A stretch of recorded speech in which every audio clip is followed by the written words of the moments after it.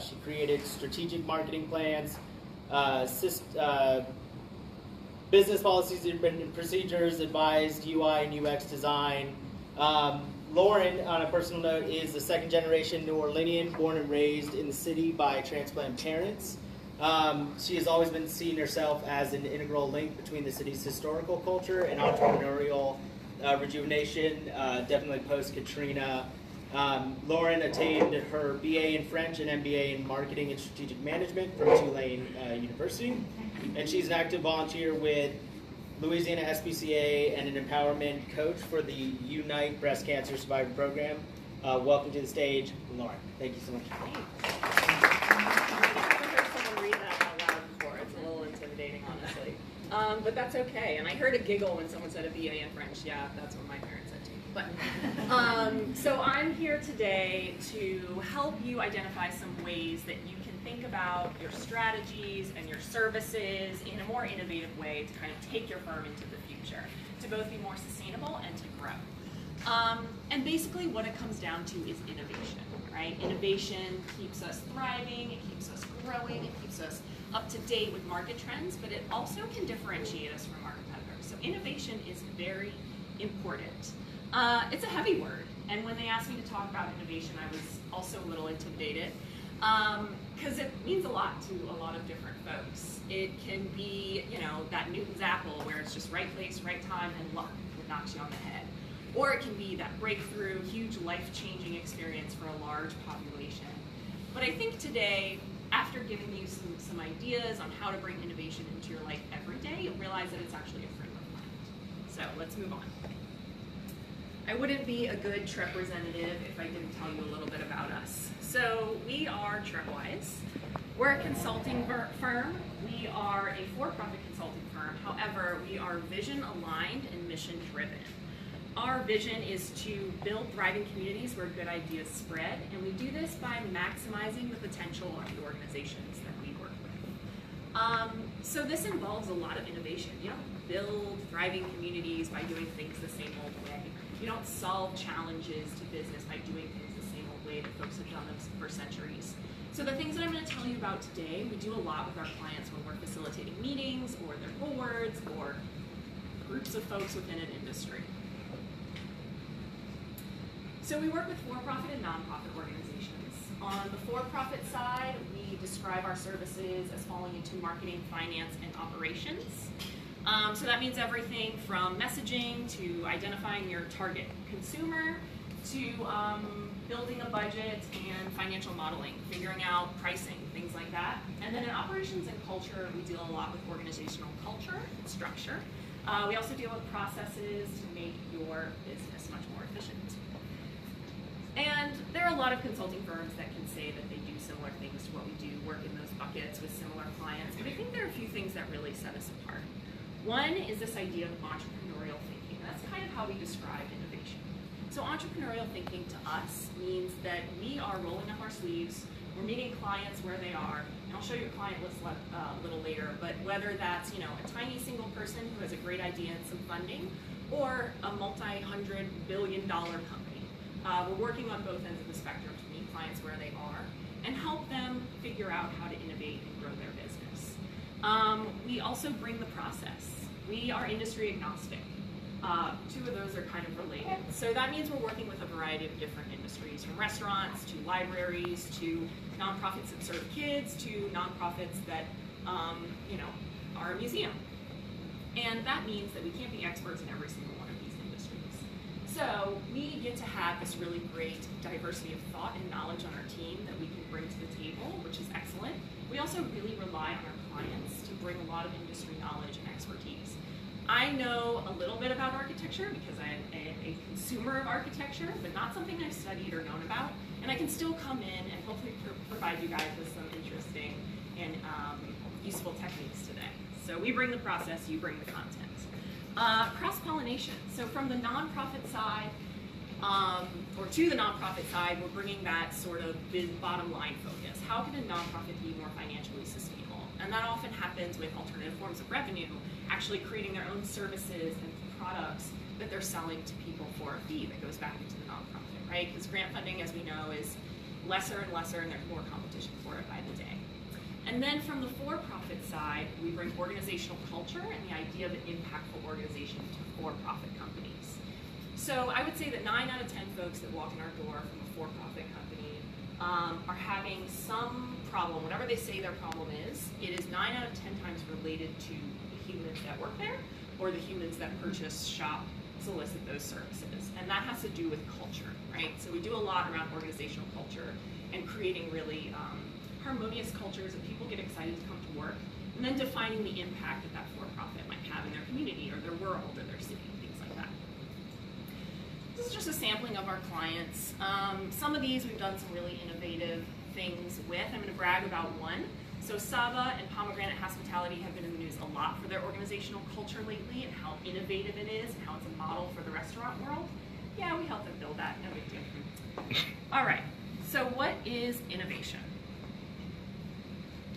Here's what the dictionary.com says innovation is. The action or process of innovating. Helpful? Not really. A new method, idea, product, etc. Helpful? It kind of gives us a little more information about the end product, but it doesn't really tell us about the process of innovation, right? So we're still kind of confused about what innovation is. Now what I'm going to do is ask you to take out your devices, and you're going to go to www.menti.com, and you're going to enter this code. And the question is, how innovative are you? And I want you to rate yourself on a scale of 1 to 5. We're doing an experiment. Given that definition, given what you know about innovation, how innovative are you?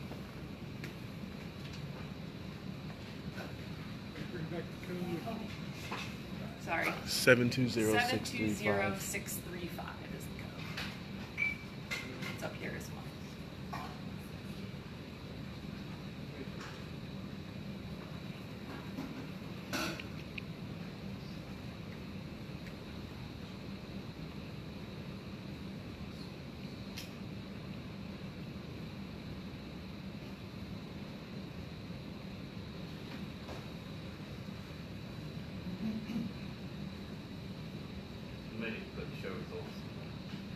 Yes, this number should be going up down here. Just your little thing. No, this number should be going up when people answer. Trying to do the big reveal, you know? I am. All right, let's see if this works. No. All right, let's do a verbal poll then. How many people said 1? Okay, nobody said 1. 2. 3. What? Connection lost. 3. Okay. There's some energy around 3, 4. Okay. So you guys think you're pretty innovative. Why am I here? 5. Okay. Yeah. All right. Well, that was a minor disaster, but that's okay. Back to our topic at hand. So, that's great that you guys feel like you're innovative. And I hope that, well, I don't hope. I hope that you can take something interesting out of today. I hope that this isn't stuff you've all seen before, but if it is, maybe I'll present it in a way that you can think about it a little differently than you might have before. So innovation can be complicated, right? It's a huge and burdensome concept, as we talked about. Innovation seems like something that happens once in a silo and then we move on. No, it's a frame of mind. So if we just think about that frame of mind and frame it a little differently, it becomes a little less cumbersome. So the first way that I like to think about it is a new way to fill an existing need. So Uber did not invent the fact that people need rides, right? All they did was add technology to it so that folks could get them a little more easier and efficiently. Casper didn't invent mattresses. I think like in the Middle Ages they were sleeping on mattresses. So the innovation there is that they thought about how to get mattresses to the people that need them in a quicker and easier way. Anybody ever bought a mattress at the mattress store? It's like the weirdest, most unhygienic situation ever. So thank you, Casper. And then the other way to look at it is a way to fill a new or future need. So this one kind of requires a little bit of anticipation, a little bit of prediction. Have y'all heard of mobile cubes? Okay, yeah. So basically, as soon as smartphones took critical mass and there were enough people using them, it became a problem that folks were out on the town or wherever they happened to be and didn't have a place to charge their phone. At that point, the behaviors hadn't caught up and you didn't have people bringing their chargers like everywhere and you having to walk over cords, but they were out and they lost juice in their phone. Mobile Cubes invented this locker system where you could plug in your phone and lock it. Come back a few minutes later, hours later, and it was all charged up. Great. So they came out on the market really quickly, came out to solve a new need because of new technology, and unfortunately, there were better innovations that kind of got ahead of them. So if you think about those portable power packs, right? Or that behavior, that fact that, oh, I can just bring my cord with me anywhere. So great idea, maybe a little too quick to market. Then we have Urban Conservancy. Are y'all familiar with their work? They're one of our clients that we work with closely, and they are thinking about and holding forums about the future of Mardi Gras and how it relates to the environmental sustainability of our city. So we all heard that big news drop, I think it was about a year ago, about the however many hundreds of tons of Mardi Gras beads in this, right? Everyone has the number in their head except for me, because I have a terrible memory. But anyway, so seeing that that was one problem in New Orleans in one neighborhood and may have caused some flooding, Urban Conservancy is like, wow, in not that many years, this is going to be a huge problem across our state probably. So we need to start thinking now and bring the right people into the room now to solve the future problem before it gets too bad. Make sense? All right. So the good news is that innovation is not binary. You're not innovative or you're not, right? It's not like you have it or you're tall or you're short, right? It's not like that. There are a ton of exercises, and just like any other training or fitness or anything like that, you have to practice to get good at it. So I'm going to show you some ways in which you can really think about innovation, and you can incorporate it more regularly into your daily life with yourself and your team to get better at it and to live a life of innovation rather than set aside an hour to innovate. So the first one of those is market trends. This is pretty obvious, right? Researching market trends to find out what's going on among consumers. But I'd like to take it a step further. So I'd like to think, okay, it's a logic statement. If this is happening in the market, then what? What else can we assume or infer about that segment, right? So as an example, we have this Nielsen study on the investment in materials by consumers for building fences. And it showed that people were really buying a lot more wood to build wooden fences than ever before. And some other things were kind of stagnant or trailing off there. Well, why is that? And consumers said the number one reason was for privacy. So if folks are building fences in their backyards for privacy, what might that mean about the rest of their life or the rest of their home that we could kind of consider an assumption? So perhaps if they're building wooden fences, then maybe they don't need drapes or shades to provide privacy into their house anymore. So then, what's the real need when it comes to windows in people's homes? It becomes a light filtration need. You want control over light filtration. So one company thought about this. Well, not one company, a few companies thought about this. And they came up with some pretty cool stuff. Have you guys seen these, what is it called? Tintable electrochromic glass. It's really cool stuff. It's residential now, it's commercial. It was in my airplane back from Singapore, in my window. It's really great because you have ultra control over what the light looks like in your home or your office environment, and it doesn't block your view, right? So you can still see out, you can still see your beautiful yard that you spent all those hours on Sunday landscaping, etc. So a great way to be innovative and solve kind of an assumption. And I'm sure they tested these assumptions really heavily first, which is also a key piece in being innovative, but really, really nice solution there. So I want to take a minute to try this out with you guys. I'm presenting you with the information that college football fans are more likely to dine out. And you have, I know it's a little hard to read, so you have it in your packet as well. And when they're dining out, they are most likely eating at Mexican restaurants, Chinese restaurants, and pizza restaurants. And something else I want to point out is that the sports bar patronage is actually pretty low here. So given that college football fans are more likely to dine out, and given that they're more likely to patronize these places, where's my 5? Count on you. Go for it. They're drunker and they need fast food. Okay, I hadn't thought of that one, but that's definitely a possibility. They're drunk and they need rides. Faster service. Okay. Yeah. Okay. This is great. You guys are innovative. Okay. Mexican, Chinese, and pizza restaurants have a culture of family table and Okay. sharing. Great. Mm. And so football fans may be looking for activities to do together. So if I'm Kraft and I'm looking at this information that these people are dining out more, that means they're eating at home less. So what I want to think about is all of these things, maybe not healthcare because I'm Kraft, but I want to think about all of these other considerations and say, how can I find opportunities to innovate, to serve that population better, right? To mitigate the fact that these folks aren't buying my nannies as much. So what can I do there? So, kind of get how it works? Great. The next thing that we do very, very frequently, and I think is probably our strongest service at Trepwise, is stakeholder consultations. So I'm sure you guys talk to your customers. I'm sure sometimes you get unwarranted and unwanted feedback from your customers, but it's a really great way to get insights.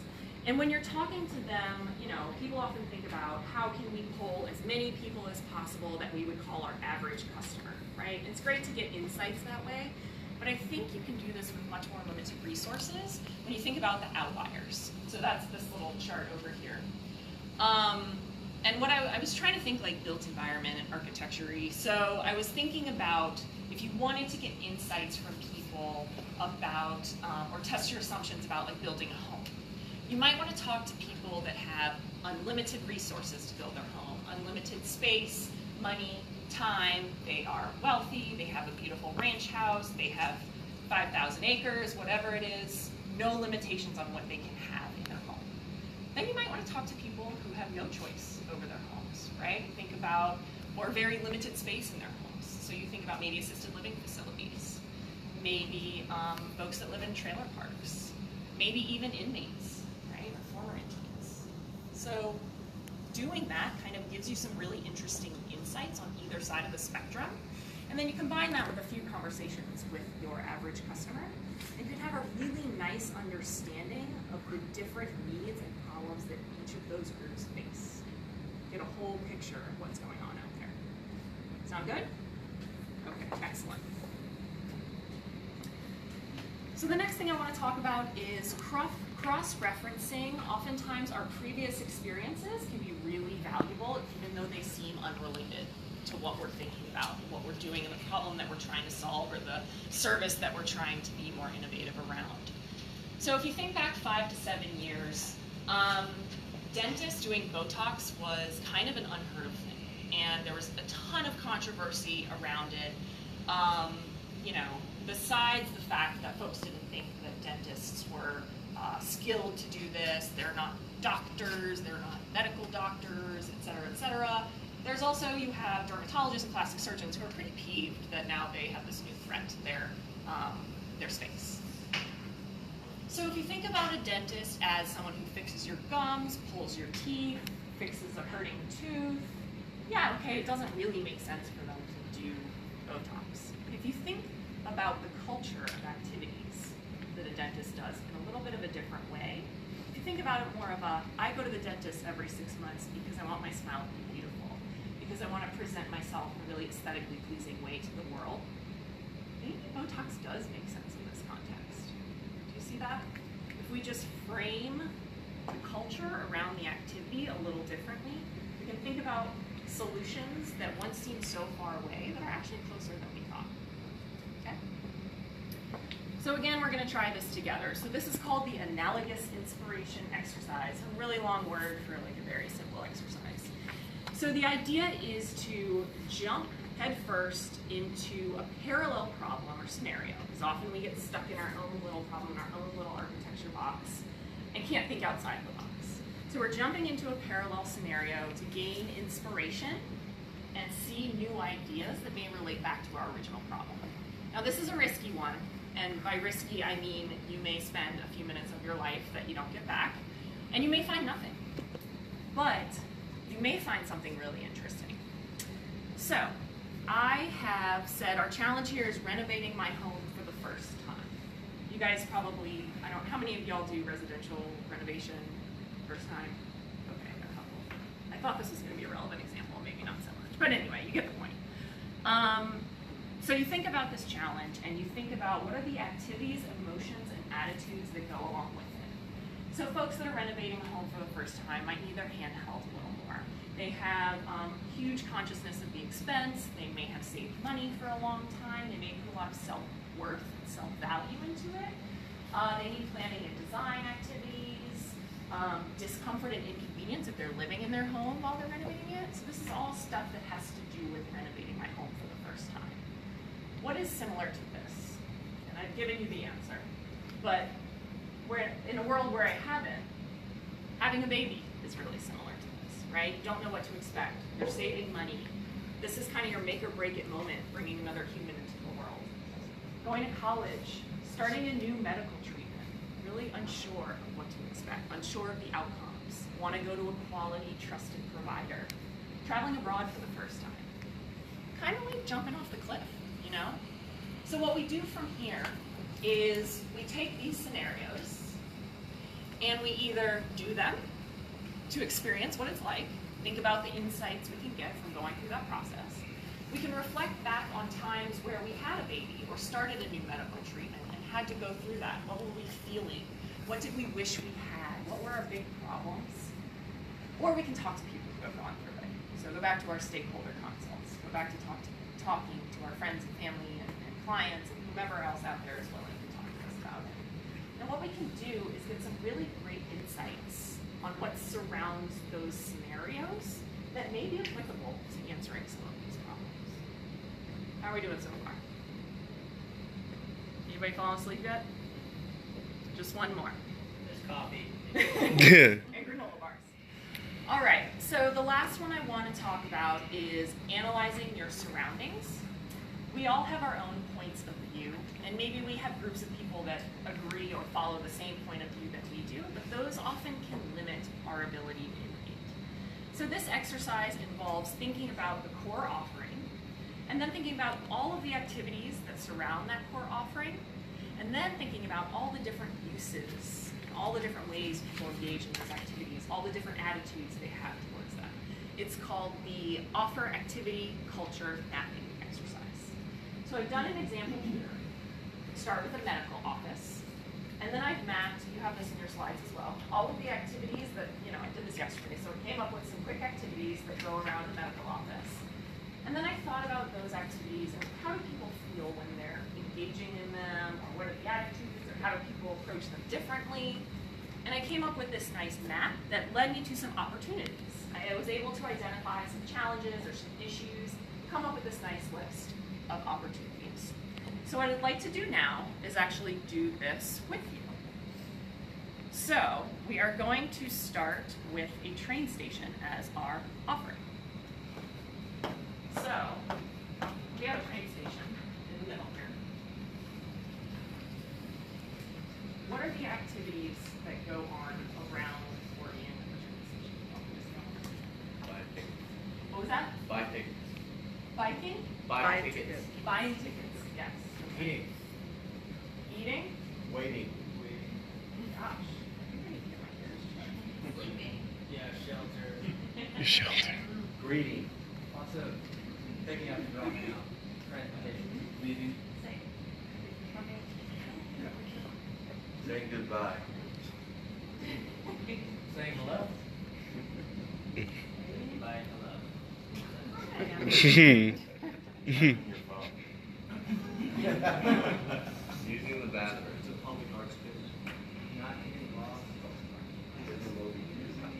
Oh yeah, looking for an outlet. All right. I'm gonna throw buying souvenirs and then we'll call it this.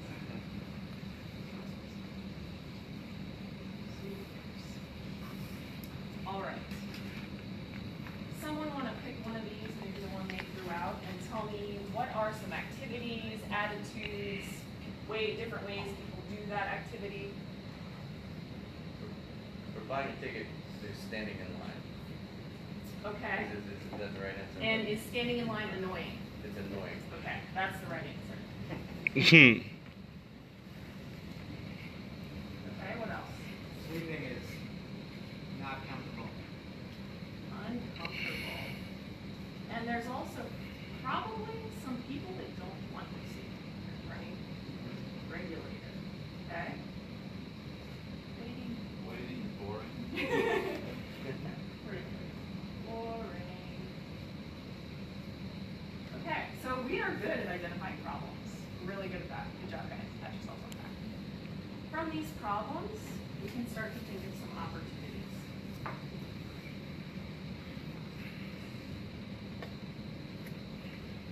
How can we find a happy middle ground between people having to sleep because they have an early train or they don't have a home, and the fact that folks don't want you sleeping or it looks nasty for people to sleep in the train station? Right? Okay, right. So Sleep opportunities. pods. So innovation in sleep space, right? You want to keep it kind of broad to begin with. Just keep it kind of vague. Opportunities in sleep space. Opportunities in what can occupy you while you're sleeping in line, right? Or trying to cut out having to wait time. Self-serve kiosk. All right. So that would be the solution, and we're not quite there yet. Right. We want to ask the questions first and get the insights first. Right. Is there a way to like get rid of standing in line? Right. We eliminate one. Streamlining the process. So this is why this is so great as a group activity, because, you know, while I said, oh, sleeping is uncomfortable, or someone said sleeping is uncomfortable, I said, oh, and people don't want you doing that there. So you get to compound on each other's experiences and attitudes, right? So I think you get the point. From here, we come up with these opportunities, and we think about, as designers and owners and people who are knowledgeable about the built environment, what's our role in addressing these opportunities? Are there places where our services can fit in? Are there parallels to different spaces that we might be able to provide a solution that can scale? I see a lot of blank looks on your faces. How are we doing? Okay, I like the double thumbs up. This is a thumbs up kind of group. All right. So round two, and we'll just do it verbal. After these little tips and tricks, after kind of framing innovation, would you change your answer at all?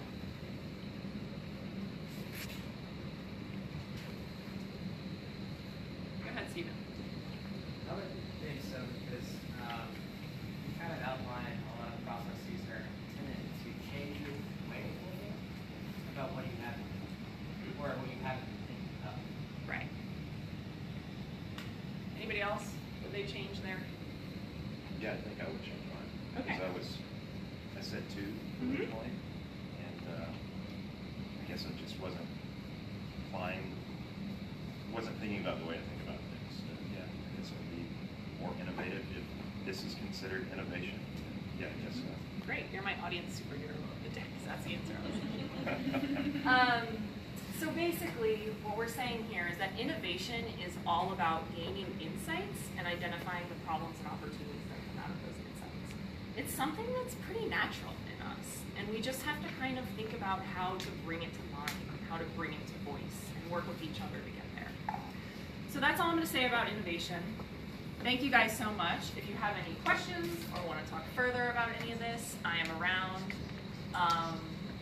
So thank you.